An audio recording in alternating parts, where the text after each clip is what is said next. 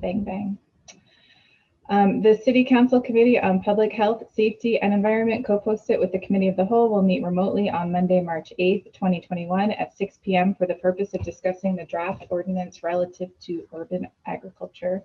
Pursuant to Governor Baker's March 12, 2020 order suspending certain provisions of the open meeting law, the governor's March 15th, 2020 order imposing strict limitation on the number of people that may gather in one place. This meeting of the Committee on Public Health, Safety, and Environment, co-posted with the Committee of the Whole, will be conducted via remote participation to the greatest extent possible. Specific information and the general guidelines for remote participation by members of the public and/or parties with a right and/or requirement to attend this meeting can be found on the city's website at www.salem.com. No in-person attendance or members of the public will be permitted, but every effort will be made to ensure that the public can adequately address the proceedings in real time via technological means. In the event that we are unable to do so, despite best efforts, we will post on the City of Salem's website an audio or video recording, transcript, or other comprehensive recording of proceedings as soon as possible after the meeting. Individuals may participate remotely in the meeting via a remote participation platform called Zoom. Please click on this link below to join the webinar, or by telephone dial 877-853-5257 toll free. Webinar ID 851-1215-0658, password if needed 146034. And there we go. So welcome everyone tonight. We have in attendance all members of the PHSE committee, no one absent, and Councillor Hapworth from Committee of the Whole.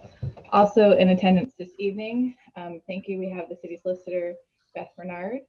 We have Carrie Murphy from the City of Salem Health Department, I believe.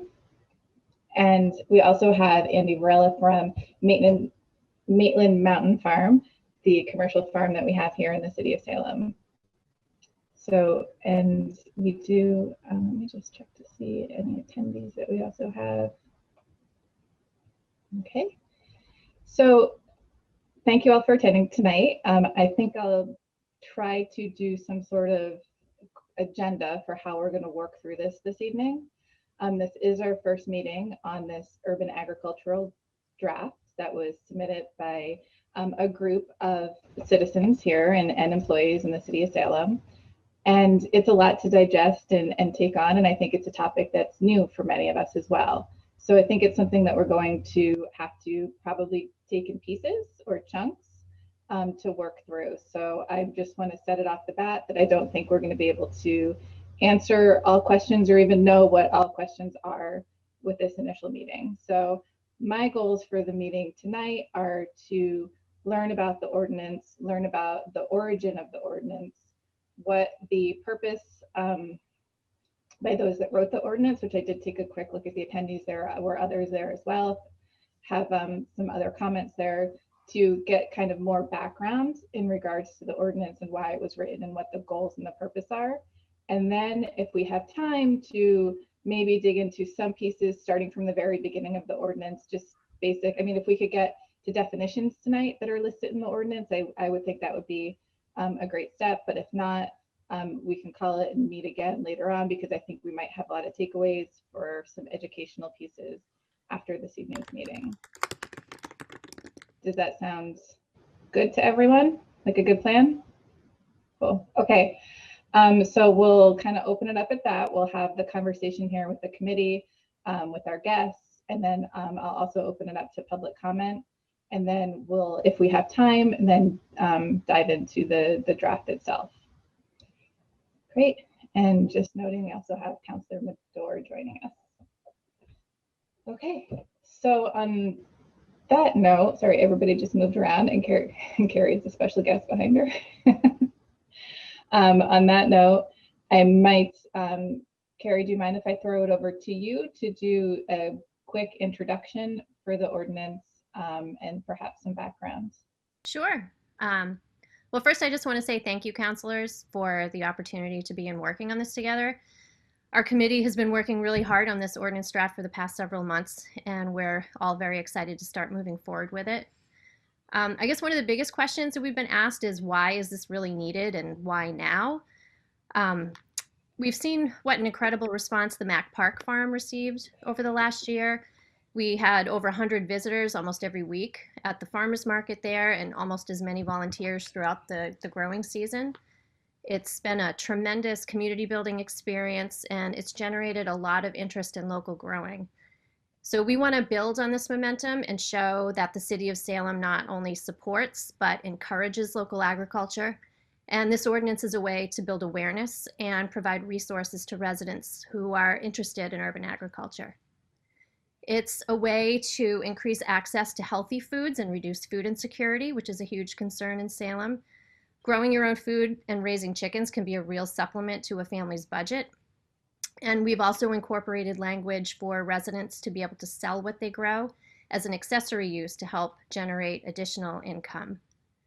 We also saw what happened in the last year with food supply disruptions because of the pandemic, but also are highly likely to happen again due to climate change. So encouraging local agriculture will help build a more resilient local food system that depends less on outside resources for food. It's also a way to encourage innovative new technologies for growing food, such as roof farms, indoor growing technologies, aquaponics, hydroponics, beekeeping. All of these are ways to boost the local economy as well as increase food production. But most importantly, I think this ordinance will really set parameters for all of these activities to make sure they're done safely, they're regulated and performed in a way that is respectful of the urban environment.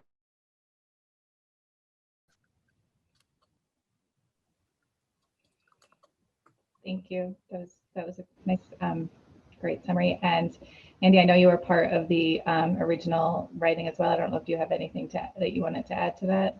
Yes. Thank you, counselors, for having us. Appreciate it. So to add to Carrie, so when we were writing this ordinance, we really took into account the state law as well as looking at other municipalities in Massachusetts that have adopted ordinances like this, such as Cambridge and Somerville. You've seen, I think it's Somerville adopted it in 2012, and there hasn't really been any significant impact, negative impact to an ordinance like this. So, you know, what this will do is give neighbors who are engaged in a certain act protections and parameters on, you know, what they are allowed to do. And as you know, growing your own food is very important, and we'd like to see that happen in Salem. But I think a lot of residents here are skeptical and nervous about engaging in this because it is something new to a lot of our residents here. And, you know, it's something that if we build protections around this certain use, I think more people would be willing to adopt something like this in their backyard. Thank you.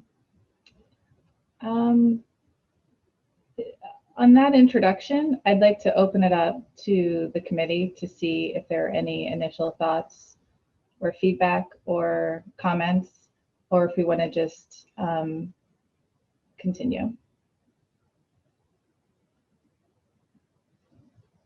Oh, okay. So let me take a look. I think before we get really into the technicalities of the ordinance itself, I'd like to go to public comment because I think there are also other members that were part of the drafting of this ordinance as well that we'd like to hear from before we really get into the nuts and bolts. So if you are attending the Zoom this evening, just feel free to raise your hand and I will unmute you. And it looks like Jeff has his hand raised, so I'm going to allow you to talk. Jeff Cohen, please just state your name and address and go right ahead. Jeff Cohen, 12 Hancock Street, Salem. Vice Chair of Salem Sustainability, Energy, and Resiliency Committee. And I'm speaking in two roles. One, our committee unanimously voted at our last meeting to endorse this ordinance. And I am grateful to have been invited to participate in the development of the ordinance. I am not a farmer. I don't know how to raise bees or chickens or anything else, although I'm very friendly with people like my wife who do so. And I think this is a really powerful thing that Salem needs. From the perspective of resiliency and sustainability, we're already facing a significant effects from the climate emergency. And we need to do a lot of things. Sequestering carbon is top of the list. So more trees, protecting our open public spaces, and enabling residents to do their own thing. I can't think of anything more important than allowing a resident to not only do some of their own farming, but to contribute to the welfare of the city. Thank you. Thank you, Jeff. We have a few more hands up. Pat Gozemba, I am going to allow you to talk. You can just unmute yourself and please state your name and address. Thanks, Meg. I'm Pat Gazemba. I live at 17 Sutton Ave, Salem, and I am co-chair of SAFE, Salem Alliance for the Environment. And I wanted, on behalf of SAFE, I want to strongly endorse the proposed City of Salem Urban Agriculture Ordinance. And I also want to thank Councilor Meg Riccardi for bringing this ordinance to the City Council. We recognize that a dedicated group of residents in Salem worked on this ordinance, and we thank them for lifting our sights about what we can do in terms of ourselves and our community. Mack Park Food Farm is a wonderful model for all of us to emulate, and it's a great place for us to go and volunteer for our community and for ourselves. And I wanted to alert everybody that on April 1st, SAFE has invited the organizers of the Mack Park Food Farm to come and speak with us further about what they're doing. So we look at this as a big learning opportunity, and we thank those of you who are providing education for so many of us in the city. Thanks very much. I appreciate the opportunity to speak. Thank you, Pat. Sorry, I'm slow with this today. Okay. Next, we have Matt Buchanan. I'm going to allow you to talk. Please just unmute yourself and state your name and address. Hey there, can you hear me? Yep. Okay. Yeah, my name is Matt Buchanan. I live at 95 Front Street, Marblehead, Mass. Though hopefully I'll be back in Salem soon. I was there for about 20 years. I'm speaking to you wearing a few hats. One is I was on the committee that worked on this draft of the ordinance. Another hat I'm wearing is I also help care for Mack Park with Andy and Pat. I'm a school teacher in the Salem Public Schools for the last 21 years, where I do a lot of gardening with kids. I established and run the Salem-wide green space. My company, Homegrown Urban Abundance, also takes care of the homeless shelter in Salem Garden, and a number of other projects that I'm actually forgetting right now. So I wanted to just sort of speak as a former resident that those opportunities in Salem, I lived in apartments and condo in Salem without a lot of yard space. So I really got into the gardening thing because I didn't have a yard, and I got involved with the community gardens, and it was just an amazing experience in some gardens at the high school. And I work with at-risk kids who are thinking about dropping out of high school. So I began bringing them to gardens throughout the city that I worked at. And I really witnessed a change in these kids, this population that I worked with. So it sort of just expanded into this whole thing. And I've been gardening ever since. And I think it has a really positive impact on our community. I know you guys all know that. Most counselors on this call have been to a couple of my gardens and seen it firsthand. So basically, I want to support this in any way that I can. I see the positive impact it has on kids, but not just kids, adults, the community. And Kerry and Andy spoke pretty well to it. But we have a food insecurity problem that was here pre-COVID. It's certainly been exacerbated by the situation, and I think it's going to be around for a while. So I think very lucky to be part of a community that's creative and forward thinking, and I want to continue that. And just really appreciate your support and your time, guys. Thank you. Thank you, Matt. And now we have Pat. I'm going to allow you to talk. Please state your name and address. You do have to unmute yourself. Thanks. Hi, everybody. My name is Patrick Schultz. I live at 40 Summer Street, Salem, Mass. and with Andy, Carrie, and Matt, worked on developing the Mac Park Farm with support from Parks, the Conservation Committee, the City Council, and others. It has been a pretty enormous success. Matt and I also work the LifeBridge Garden, green space. We'll be building out green space either this spring or fall to an 8,500 square foot kind of garden farm, small farm, growing fresh vegetables and herbs for LifeBridge to provide those clients with fresh and healthy foods. I'm also on the board of the Salem Pantry and help write the ag ordinance in front of you. I mean, to me, and by the way, the mayor was a big supporter initially and continuously too. There just doesn't seem to be any downside.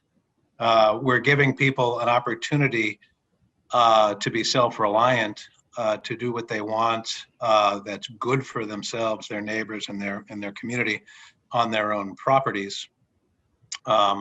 Restricting use within fair and reasonable and easily enforceable parameters. And to grow food locally, it's something communities have done for millennia. And in more modern times, particularly in urban areas, that hasn't happened as much. Big to return to that because we have the capacity, we have the space, and we certainly have the need and the interest. There isn't a downside, right? There are social and cultural benefits, there are health benefits, nutritional benefits, food accessibility benefits, education, skill building, job benefits, economic, environmental, larger community benefits. I can't imagine what a sound argument would be against this ordinance. Thank you. And I would like to see it be forwarded. Thanks so much. Thank you, Pat.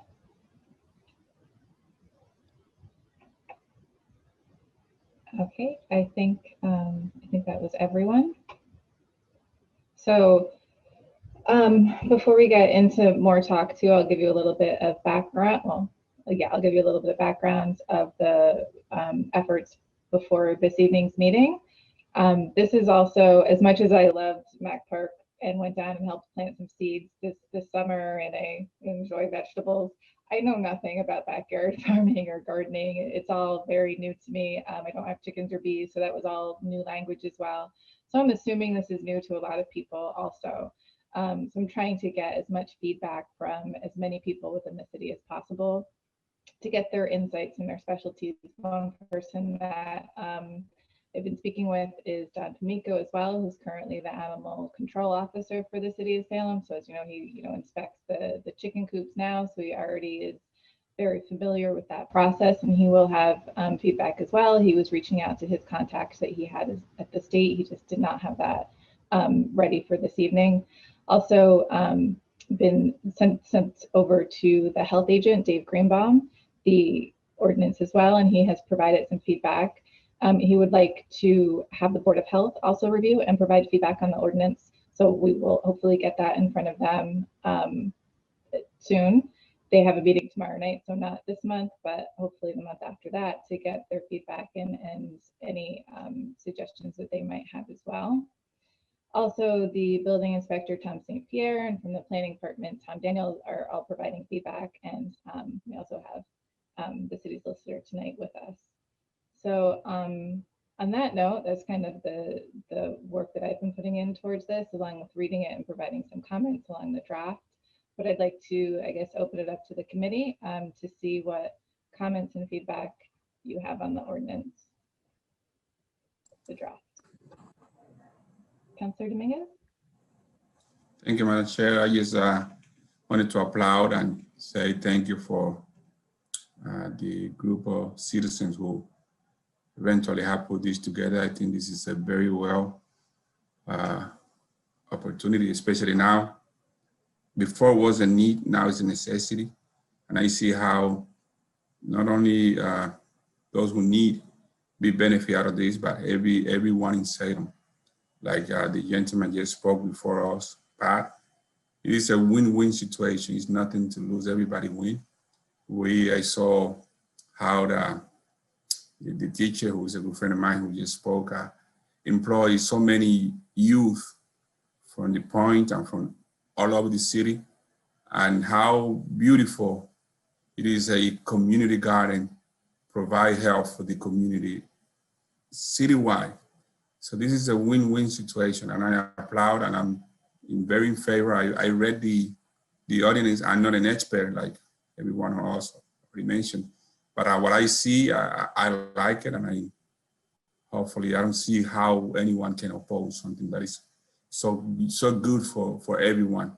So I just wanted to say congratulations to those and thank you for those who are working in that initiative. What is a very very well need in this moment. So thank you for what you're doing. That's what I want to say.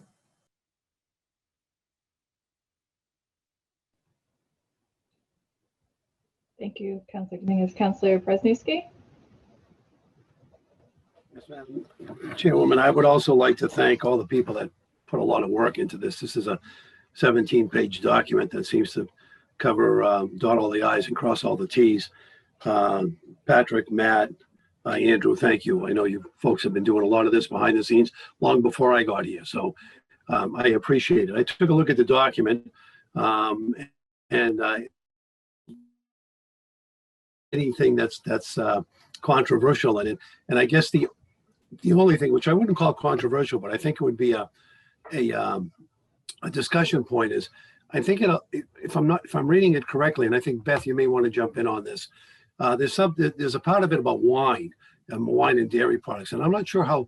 I mean, I'd love to see Salem have its own winery. That would be a first, but I'm not sure exactly how that would work with the issues. And I'm sure that maybe Andrew or Matt or Pat may be able to address that because they authored this, so they may know the laws a little better than I do. I just want to hear about producing wine in Salem and what loopholes we have to go through to get that done.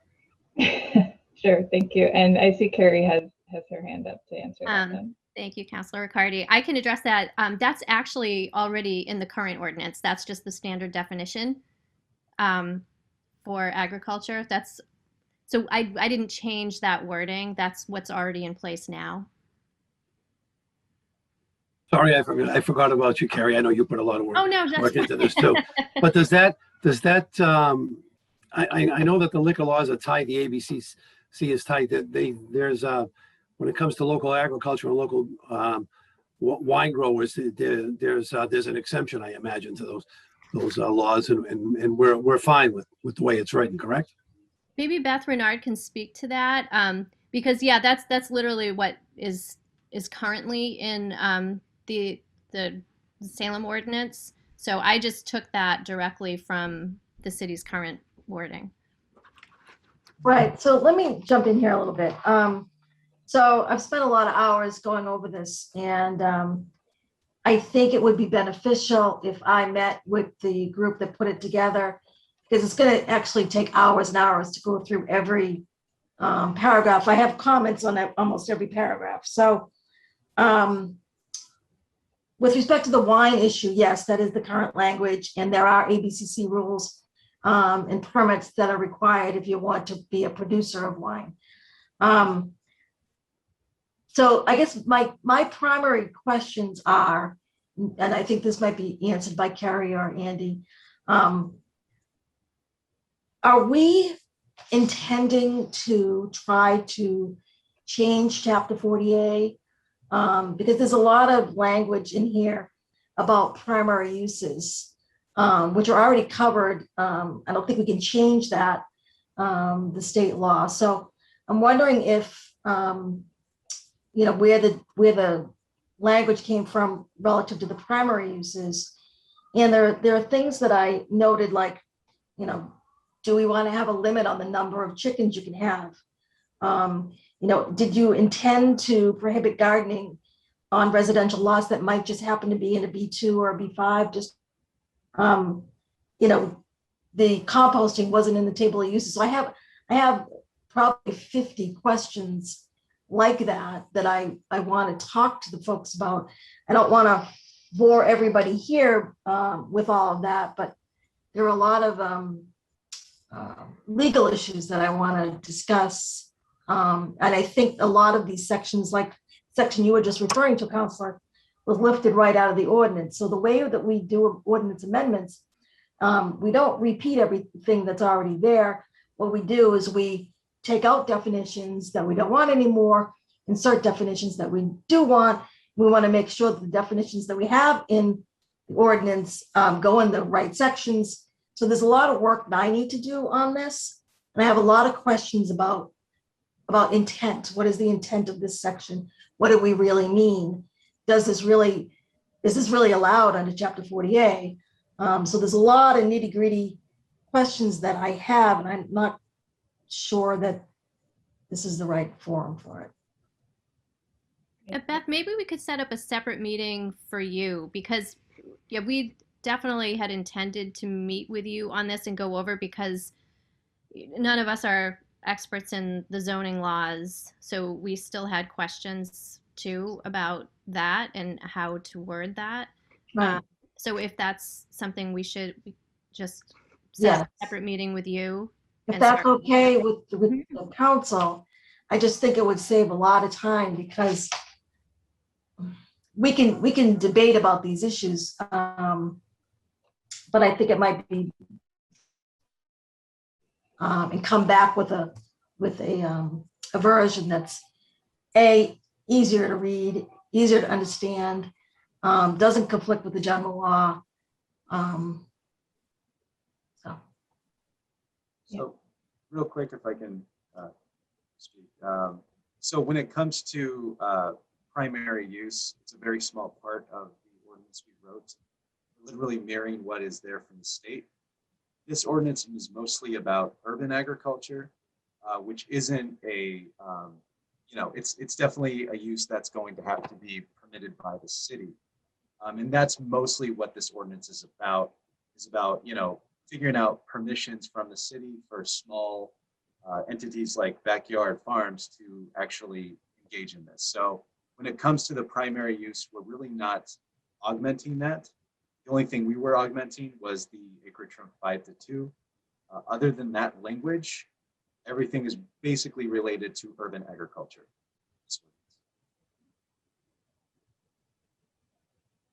I do think that makes sense to have a separate meeting to go over the line by line and then obviously report back to the committee with what the findings, because hopefully a lot will be able to be worked out. I think it's good to take this opportunity to get the overarching ideas, like the purpose and the intent, to make sure we're all on the same page there. And if anyone has any glaring items like the wine to talk about and make sure we're bringing to attention, it's a good idea. So I appreciate that offer. Time-wise, I know that we're also going to be working with the Board of Health to try to get on the health report. Would you say the next 30, 60 days seem reasonable for that meeting to occur? Absolutely. Awesome. Thank you. I guess my question to you all is, for example, this ordinance as drafted would allow anyone to put out a farm stand in front of their house. Is that what we're contemplating? Yes. Yeah. So, Yeah, to an extent, yeah. But that there would be regulations surrounding that. But we did want to add language to allow for home growers to be able to sell what they're growing if they want to do so. So that presents to me some issues that we need to flesh out. We have some densely populated neighborhoods. So there are some issues that we need to talk about with respect to that. Question? Yes, Councilor Dominguez. Thank you, Madam Chair. A question, do we have to, my question is directly to you, Madam Chair. Do we have to vote on these? Do we have to make a motion? Because I agree with you. I think it's the best way to approach this to let the city solicitor and the group of people who wrote the ordinance kind of get together, flush it out every little changing that needs to be done, and then bring it back to us. Do we need to vote on that? Yes, hopefully somebody will make a motion to that effect. I do make a motion, so I move. Okay. Councillor Dibbles, is that a second, or would you like to speak? No, I have some comments I'd like to raise before we close this Yeah. hearing, or Oh, yes, continue the yeah. hearing, I guess. Yes. If I may. Yes, please. Thank you, Madam Chair. I'd also like to thank Carrie and Andy and Matt and Patrick and everybody else who worked on this. Portions of this are much needed. And I think some portions, as the city solicitor was saying, need to be clarified, and other portions I think can be just deleted out of it because they're not needed. They're already permitted, if you would. But we also need to clarify some portions of it. For example, well, let me go down my list. Let me back up a little bit. I had the privilege of touring Maitland Farm. I'm the Ward 7 councilor, and Maitland Farm is in Ward 7. So I toured it with Andy, but I also toured it twice a few decades ago as well. So I'm pretty familiar with the property. This ordinance is not just about that one property. I think it will cover any property in the whole city, which is probably a good thing. It is a good thing. So I've got some experience in farms. My father owns a farm. Several of his uncles own a farm. I grew up milking cows in the summertime, and I taught, actually the city solicitor can attest to this, I taught home composting in those, we sold home composters through the planning department, hundreds of them, I say maybe even just over 1,000 of them, to residents of the city of Salem back in the, I think the late 80s and the early 90s. I'm not sure exactly when, but it was a good 6 or 8 year period. So a lot of families throughout Salem have these home composters. So I think we need to solidify through the Board of Health and the Health Department, and maybe some state regs, what is allowed by home composting. When we were giving those lessons, it was all organic matter, but true composting allows for meat and oils and other things in there as well. And that takes it to a whole nother category of pest control and rodents and smells and other things. So we need to know if it's going to be, you know, vegetables and fruit scraps and eggshells, tea bags, coffee grinds, that type of thing, or is it going to be allowed for oils and meats and I don't know what else you want to put in more of a commercial composting type of thing. But we need to spell that out a little bit, and I think the Board of Health can tackle that pretty easily. The questions that the city solicitor raised on businesses and commercial activities in residential zones, we need to tackle that and to clarify that because, and again, I'm a firm believer of what Andy does in Maitland Farm and what other people do throughout the whole city on a smaller scale.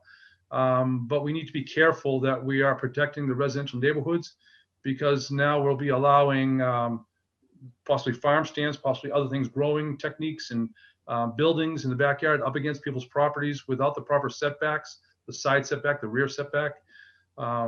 So in addition to the few that our chair had just a few other departments that the chair rattled off a couple of departments that should review this ordinance. Earlier, I wrote down a list, and I think she touched on half of them. But I think we need to have received written comments, not just by the city solicitor, who is quite capable of writing this thing, but we need to know that the fire department doesn't have issues with a certain type of structure or building or the wiring. So I would suggest the fire chief, the zoning enforcement officer, the health department, and the Board of Health, the city planner, the mayor, and the animal control officer, as well as our fine city solicitor, all review this and get comments back to us on this, so we can put out, you know, so we can streamline it as you want to do and have this meeting. I applaud that. I think it's needed. But I think perhaps the zoning enforcement officer and somebody from the Board of Health, Carrie or somebody else, it doesn't matter, need to be part of that meeting. And I would like to volunteer to be part of that meeting as well. Because a lot of this is right up my alley. I really applaud everybody who brought this thing forward. I just think we need to have a balance between not creating nuisances and other things and having the proper setbacks. So like some of these structures require to be following the building codes, and other structures in this ordinance are not required to follow the building codes. And that's a judgment for the zoning enforcement officers to determine which should have to follow and which should not. The NRCC needs to be added into this. They're part of the city of Salem and frustrated, not just on this one. Over and over and over again, we see zoning changes that don't include that part of the city. They're part of Salem, and we just say, is this allowed in there or not allowed in there? So I talked about streamlining, deleting some of the portions. Some are not needed. And then some concerns I have with the beehives, the wines, the composting, just so that the neighbors, if they're up close to the property, if we're, for example, if we're at Maitland Farm or some other large property in Salem, and you have bees out closer to the center of the property, not so bad. But if you put it right next to somebody that has a pool and it's right now on the property line next to their pool, et cetera, or young children running around, we don't want to have something happen. I'm just using bees as an example, but I'm also talking about smells and fire issues and other nuisances, if you would. And generally, I am in very much support of this. I just to think that we need to fine tune it and to make sure that we're protecting our neighborhoods. Some of these are allowed in residential, some are not. And I had a couple other concerns, but I can share that if the chair wants to welcome me to this review committee with the solicitor and the committee who wrote this, or I can get the other comments, because I do have a series of about 8 more comments, which I won't take up any more of your time. Thank you. Thank you, Councilor Dibble. Yeah, I mean, if you could please get your comments over before we meet again or for review, so we have an idea of what your additional comments were, because they're definitely appreciated. I'll add the fire department to my request of review as well. I did not have that one on the list, so that was a great suggestion.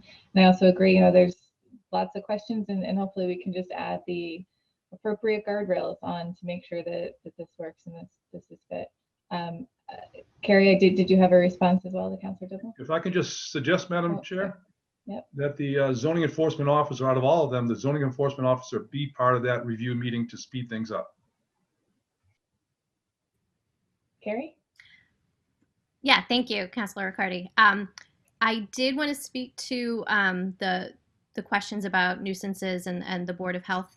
One of the intentions of this is also to create an accompanying set of Board of Health regulations that would address the composting and, what types of containers have to be used, where the composters have to be located.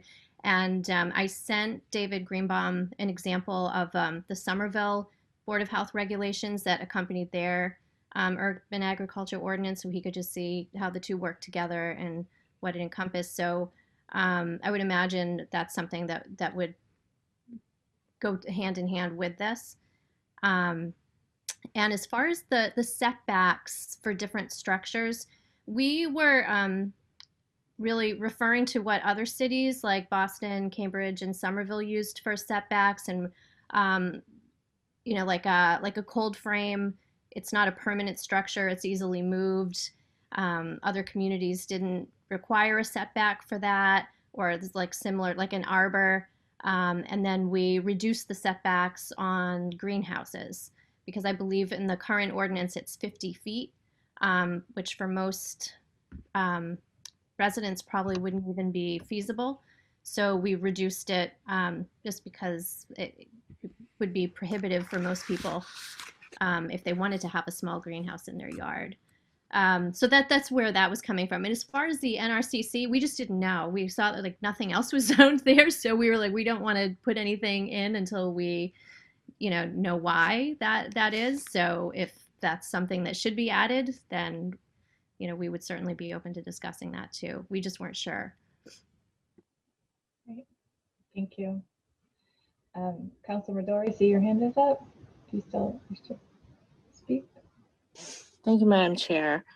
I just wanted to make a suggestion on the particular motion for the committee. I wanted to suggest that rather than make a very prescriptive motion for specific department heads or committees to take the review, to just keep it in committee, so that if you see a need for particular department heads to review, or certain counselors who are interested in participating, to be able to do that review without designating specifically who should limiting who should be part of the review. So I just wanted to make that suggestion. Thank you. Thank you. I do agree this should probably stay in committee as well after the reviews. Anyone else? Councilor Dominguez? Thank you, Madam Chair. For clarification, yes, taking in consideration the suggestion that the good councilor were to just bring it in. I thought that when city solicitor mentioned her comments is based on some concern that she had that are legal, that need to be addressed before we as a committee sit down and invite any other department to deal with the ordinance. Those issues or those questions that she had can be addressed with the group of people who wrote the ordinance, and then after can bring it to the committee, so we all together maybe review their work. Just the same, I think, similar to what is happening. They wrote the ordinance without us. They bring it to us. Now it needs to be bringing for the city solicitor to do some suggestions, do some flush down, and make sure that is more legal accepted in a way that is no confrontation there. So the suggestion that the good councilor were to made, I think is good, but I think it's a different process. I wanted to have with the order that I just moved, that they meet apart, do what they need to do, and then bring it back to us. Second. Councilor Marcillo? Thank you, Madam Chair. So I just want to clarify what the process is going to be. It sounds good. So we're going to have the city solicitor meet with the group that wrote this, and anyone else who is going to be invited, that's fine, to just kind of hash out the legal aspects of it, correct? Then we'll get that update, discuss the changes and why they needed to be made, or what any sort of decisions we need to make on those changes. Is it going to at the same time go to the Board of Health, or is that going to happen after we review what comes back from this group meeting? So that's one question. And then after all of that, are we going to then split this up and talk about, let's say, like the livestock aspect of it, and then the garden aspect of it? Because it's still quite large, and so I want to be able to wrap our arms around each component of it, I guess is what I'm saying. Understand the issues involved with the livestock, keeping chickens, keeping bees, really focus in on those things, and then maybe talk about community gardens and community farms, and then private gardens. It's just I'm just throwing it out there to see what people think of that, to kind of split up the work and come to some sort of compromise or consensus on moving this forward. Yep. Good suggestions. It's a lot, as we've noted. And I think a lot is going to really depend too about the legal review is probably the best first step to make sure that we have a good ground and foundation. So that I know I threw out like 30 or 60 days earlier. The next Board of Health meeting wouldn't be until April as well to be able to get on. So ideally, if we could meet before the Board of Health meeting in April to get feedback, but that will depend on timing of being able to get Beth and the group together for feedback. So does that seem plausible? Yes, for me, I already have 58 notations. So I've spent a lot of time on it already, so I'm ready. Okay. All right, Beth, Great. I'll reach out to you first thing tomorrow and see if we, what you have available for time, and we'll just meet at your convenience. Okay. Right, So and I'll share my notes with you. Okay, thank you. So ideally, I would like to see that meeting happen and get those initial comments and feedback back to the committee.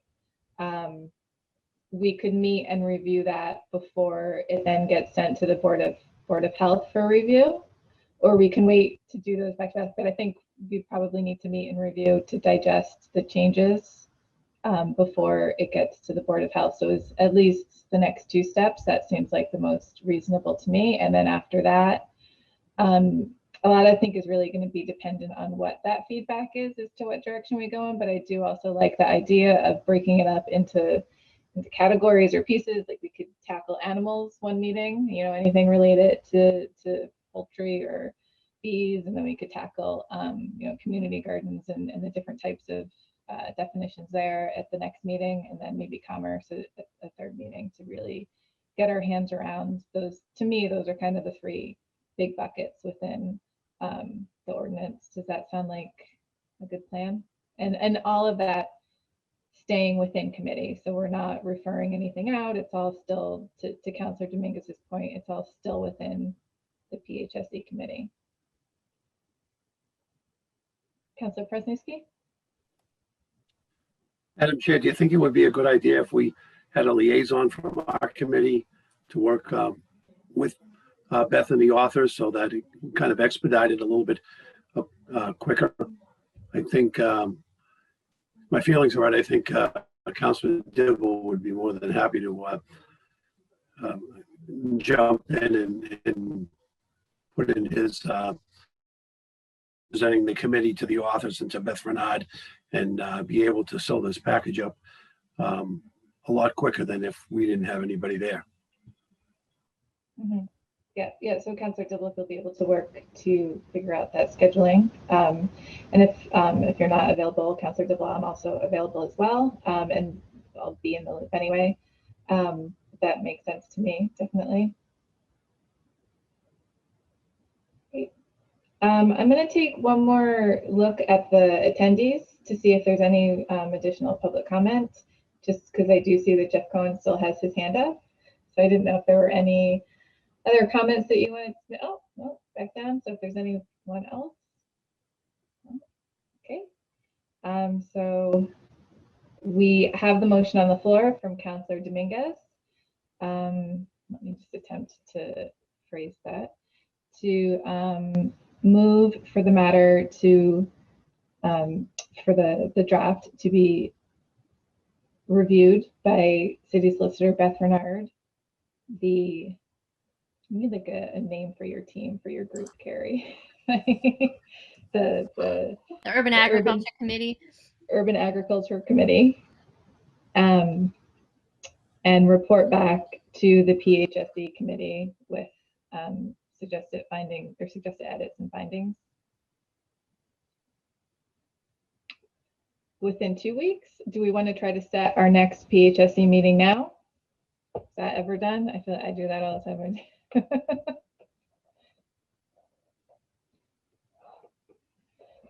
I do know, so I threw out to the PHSE committee March 23rd, Tuesday, March 23rd, for Barbara Warren of Salem Sound Coast Watch to come and do a presentation. We could probably double up on that meeting because her presentation will most likely only be 30 minutes. So if we do 6 o'clock on Tuesday, the 23rd, we can do that. And then for the second agenda item, be the continuation of this motion and the review and feedback. Does that seem like a reasonable date, Beth and Carrie and Andy and Steve? Yeah, does that work? Does that date work for the committee? Awesome. And then if we do the 23rd, that will give us enough time to then follow up with Dave Greenbaum and the Board of Health and get that feedback for the beginning of April timeframe.